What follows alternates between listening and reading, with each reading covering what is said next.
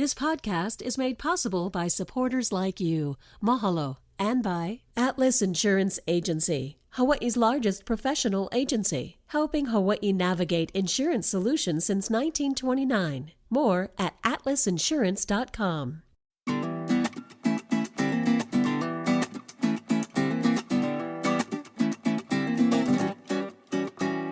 Aloha mai kako. Welcome to a new episode of What's Going? Start every conversation with that question. And I'm Ron Mizutani. Today we're going to be talking about an island favorite that is an absolute must-have on every plate lunch. Talking about the irresistible, the iconic mac salad. I'm going to say Hawaiian mac salad because I know on the U.S. mainland they make macaroni salad, but it's very, very different. And I want to welcome back my dear friend to the program because when it comes to food, local food in general, I don't know of anyone who I would trust more with my life. Oh, true story. Mahalo. Yeah, but he couldn't be here today, so I called up Gooch. But he's not here. He's not. So Chef Mark Noguchi, welcome back to PBS. Mahalo, brother. I appreciate it. Well played. False correct. Yeah. Hey, before we go any further, I gotta ask, what's going on? You gotta put an S in the end. Okay. So I went to Punoho Roosevelt Kalani Kamuki, short stint at Acids, and then Hilo. So that's It's you're well traveled. Yeah. Well, you know what's funny is with Amanda and we shouldn't do it anymore. We're in our 10th year this Sunday. Awesome, congrats. And but when we first started dating, after a couple of years of it, like, oh, it's my classmate. So your classmates are like half this state. Now she just rolls her eyes, but yeah, because you weren't lying. I wasn't. I just school wasn't my gig. Back then it was I learned better outside. I learned better, more tactile, and I kind of had to find that way. And you found your way. Found it to Hilo. Yeah, you found it to Hilo. Changed your life. Hilo did. Changed my life. Yeah, it really did. It my mother's family was from Pi'ihonua, and long story short is that my mother's mother, my grandma, my old bachang and her sister got into a huge beef, and they split and stopped talking, and then about a year or so in to living in Hilo. One day I called home and was talking to Mom, and she goes, I got something to tell you. She goes, you have a big family in Hilo. And I was like, what? Told me the whole story, and then started to find my cousins, and then it kind of made sense how I ended up there. Everything happens as is. Yeah, for a reason, good right? Stuff. Yep. You followed him on Wahine there, from what I understand. Follow Wahine there, good memory. She dumped you. She like 2 days later. I mean, let's be real. Yeah. Who can blame her? It's like you have this boyfriend on another island, right? And then all of a sudden it's like, hey, you know what? I'm gonna move to your island, but not because of you. I can imagine her being like, right, crazy. Yeah, crazy. Interesting you share that. I stayed in Hawaii, coming out of high school, and I went to UH Manoa because I still had Wahine here. 2 weeks into college, she dumped me. Paul. Yeah. Yeah. But you know what? It all worked out. And it does. Stranger things happen. Now, I know in Hilo, your love for food, island, Aina, was probably existing already, but really you were able to really grasp that and fall in love with the islands even deeper. Is that where you learned hula? Yes. Okay. I actually, growing up, in my family at that time, I was the only person that listened to Hawaiian music. My first album was Brothers Casimiro, and Robert and Uncle Roland and your song contest coming out again, huh? Yeah. No, we don't even talk about that. Yeah. But always wanted to hula. Yes. Never had the opportunity. And so long story short was when I decided to, go back to school, and I was at HCC, Hilo Community College, I was taking 101, and my kumu was Kekuhi Kanaele. And so after about the second week, and kind of asked her, I said, Kumu, I said, can I ask you a question? I said, I always wanted to hula my entire life. And I said, but never had the opportunity. Do you think you could have a suggestion? And she kind of looks at me up and down, and she's like, no, not really. But let me think about it.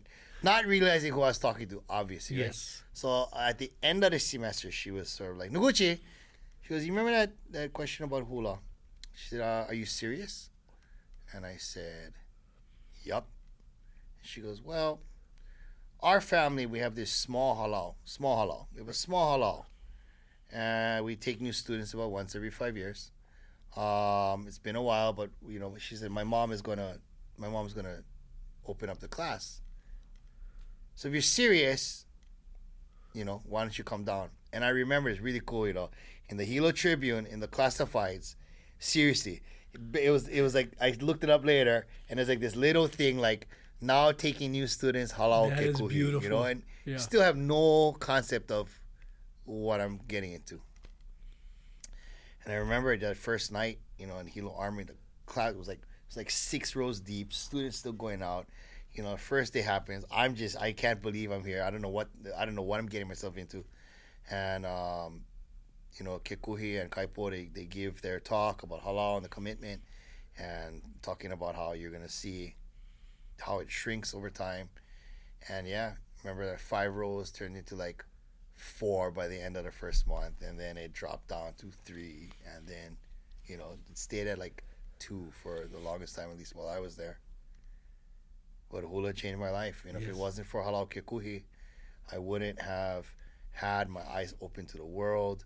I wouldn't have seen the way that food brings us together. So yeah, in essence, like, halal eats free for life. Right. Hey, well said. Yeah. Don't forever forget that. I've seen video of you hula, yeah? No, I have. Oh yeah, you hear that? So That's I guarantee right. you got stuff Yep. lying around. Yep. Hey, you was one handsome Japanese boy. Oh yeah, Yeah. I mean, Not that you svelte? was. You was No. Hey, No, you know what I mean, no. though. Young we and were all strapping. a little I was svelter. odd. Is that a word? Svelter? Svelter. We Yep. can make it a We word. can make it a word today. But That's cool. yes. That is cool. You know, I said, oh my gosh, that's Gooch. I've never watched halal perform live yet. I get emotional. I You know, bet. I miss, and it's not missing like I pine away for it and I wish I was in halal again. There's no way my knees Right. would take it. You cannot duck walk anymore. No. We could try it right maybe after one this. and a half- I try. We could this try. puppy, We'll roll them on social media. But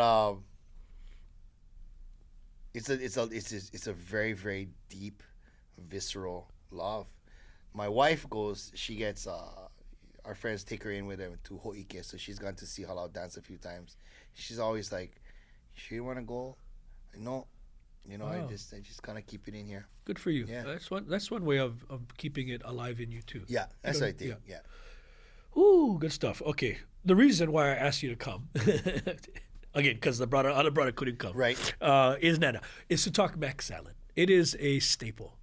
It is, when I go to the plate, no matter where I go, if I'm ordering a plate lunch, and if I get asked the question, right, mac or toss, what a silly question. Yeah. Right?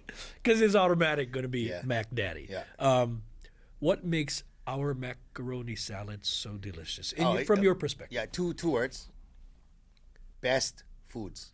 Mayonnaise. Yeah. Mayonnaise. Hellman's East of the Rockies, right? Right. Or so, yeah, Hellman's East of the Rockies. We can thank this is plantation stuff right Yeah. here we're talking about. So we can thank our Portuguese, I'd imagine, for their love for mayonnaise as well. Our Japanese culture for the noodles, the macaroni.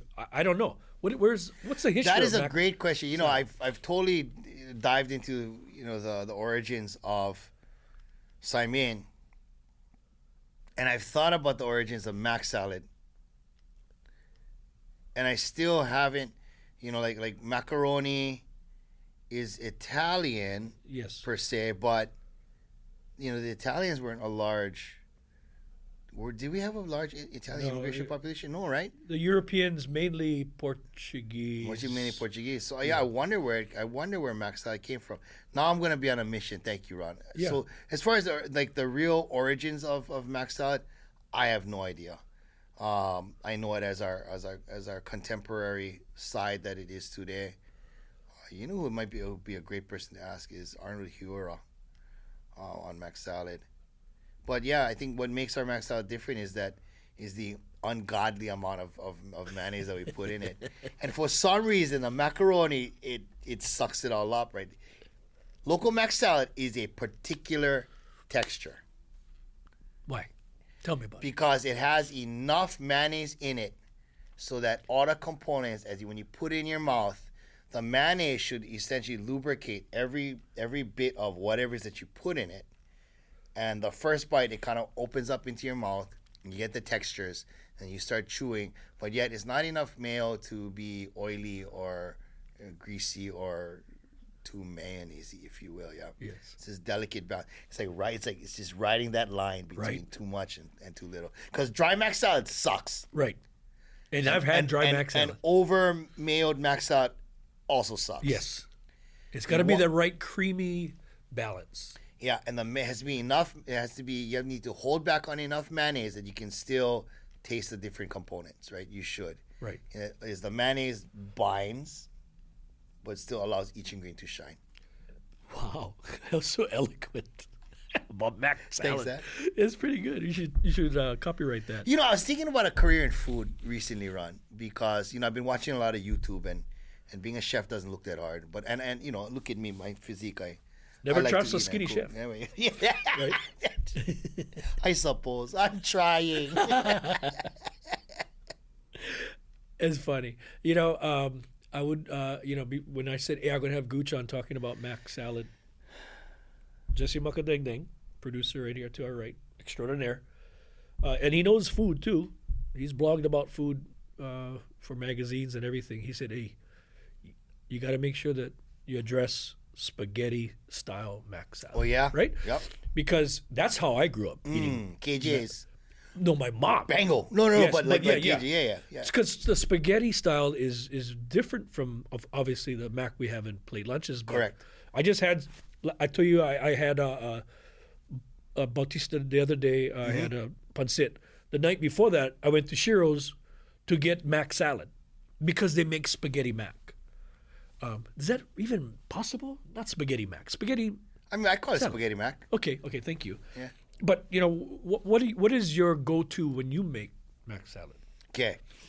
I got turned on to this little shape. It's called ditalini. It's like a elbow macaroni that I didn't know it was supposed to be an elbow, and it's straight. So it's because I like the spaghetti mac salad the way it feels in your mouth. Yes. To me, and then I don't put potatoes in my mac salad anymore. Correct. From Hey Up Here days, Yes. was always kalo, and I'll grate some cooked kalo and then I'll dice it up and all that goes I in. remember it fondly. To me, the elbow macaroni is almost a distraction.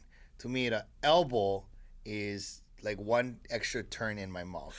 So when I put it in my mouth, I like the straight. Right. When with the spaghetti mac, to me, it's like spaghetti mac usually doesn't have potato. It's usually just spaghetti and then a few other ingredients.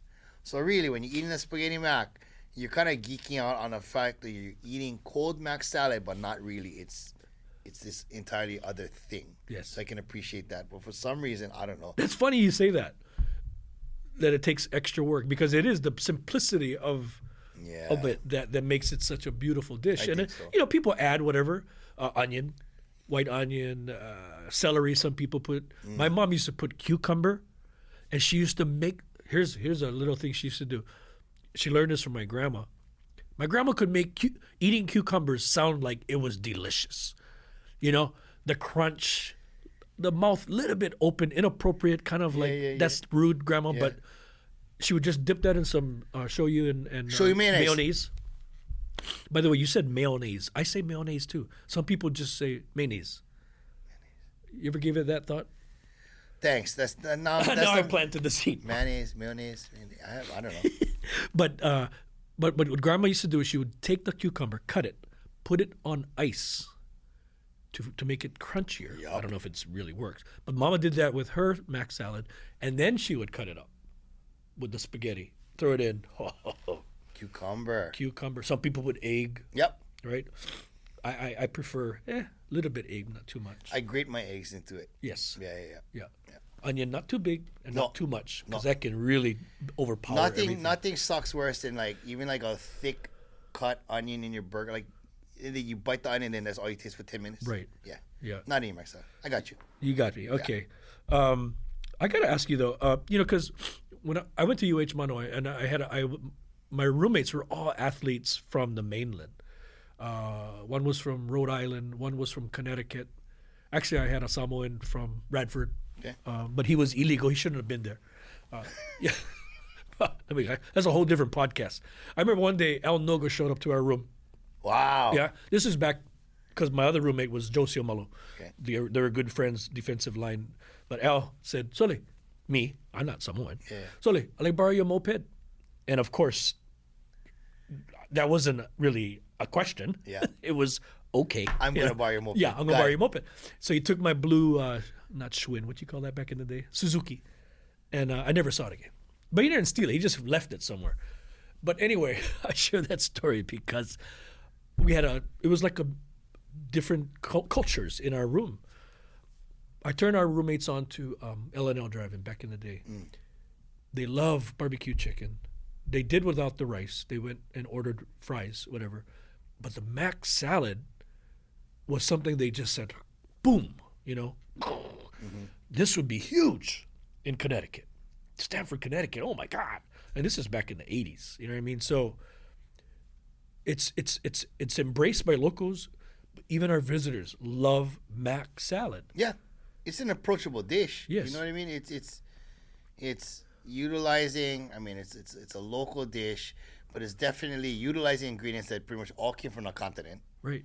And, that's what it is. It's like good food strikes these chords. Good food evokes these memories, and it takes you back. Like, your Connecticut roommates didn't grow up in Hawaii, but for some reason when they ate it, guarantee it sparked some kind of a memory. Yes. There Yes. you go. There's a love. Yeah. And he said the East Coast would love mac salad.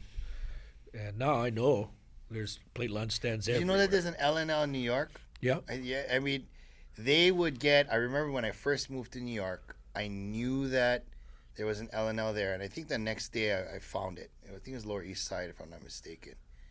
And they had the Star Advertiser, and they have it. Smart.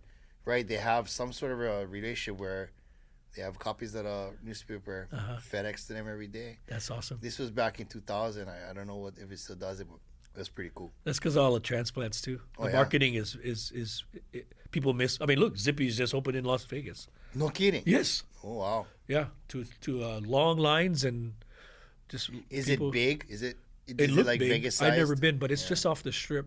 But yeah, they've been waiting for that moment for a while. I think 2018 they were supposed to do it, then COVID hit, but yeah, the grand opening was very recent. But they too make pretty good mac salad too. Actually, Yeah, Zippy Mac salad is pretty good. Zippy. Yeah. I'm going to ask you that question because I asked you before about Saimin and such. But who do you think has the best mac salad in town? Besides yourself? I don't You know what? Honestly, I don't evaluate mac salads around town. Where have I had? I still love KJ's spaghetti tuna. It's one of the last bastions of of canned tuna and spaghetti. Oh right? my gosh! Yes, tuna. It's one of the last. Yeah. So KJ's is one. I think Shiro's makes a good one too. Makes Shiro's make a good one too. Zippy's.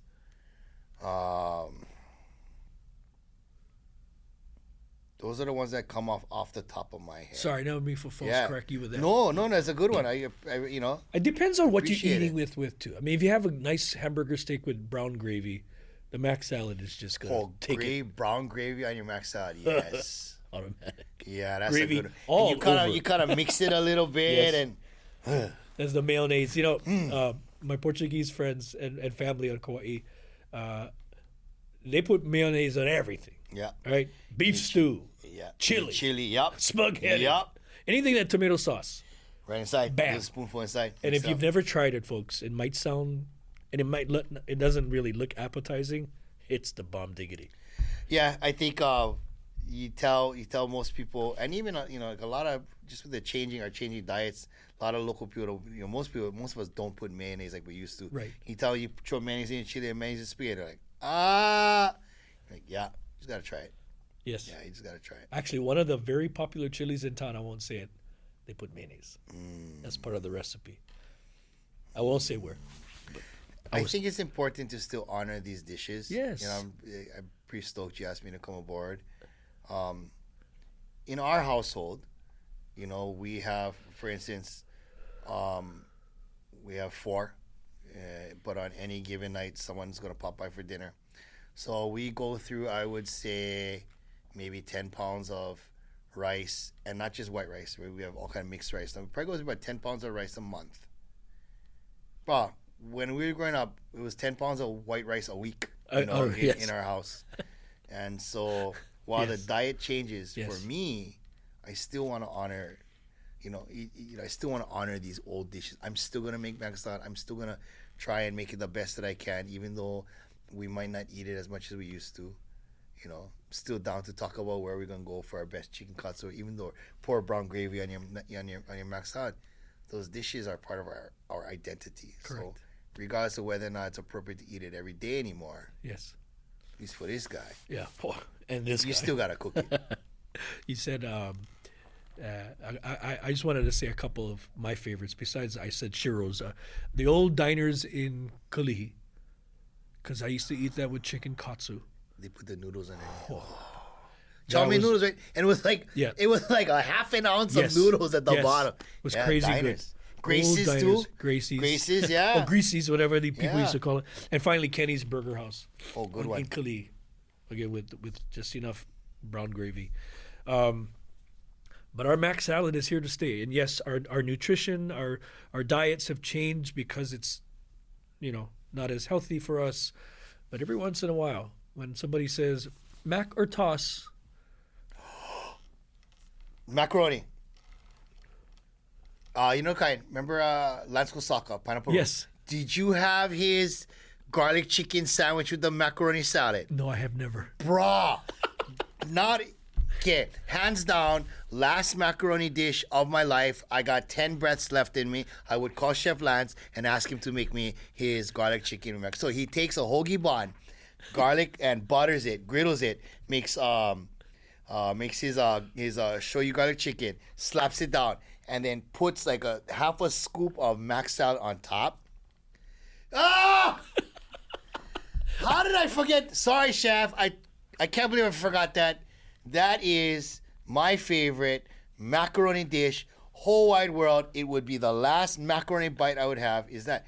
And it's just genius. It's like everything that we love in the garlic chicken and in a bun and you eat it. And who puts macaroni salad on top for like this texture and magician. Yeah. Magic. That's my final answer on that one. Hey, and with that, I say thank you to whoever created the mac salad. Mahalo, because you have been a part of our lives ever since. Hey, Gucci, thanks for coming by. Really appreciate it. I love talking story with you, brother. And thank you for all you do. And thanks for calling me after the other guy couldn't make it. Yeah, no worries. Yeah, I appreciate it. Yeah. The other guy, I won't even say his name, but he's inconsistent. Sometimes he sees my name on the call and he just go, Mizutani. Delete. I'll pick up anytime. I know you do. Just to let you know. You know what? I'm honestly, before we wrap up, you do. During the pandemic, you picked up, and you stepped up in a big way along with a lot of people, and mahalo for that. I mean, that's just who you are. People may not think they know all about you. I don't know all about you, brother. You're one of the busiest guys I know. But you do it from the heart always, and that's evident in the way you cook, the way you communicate.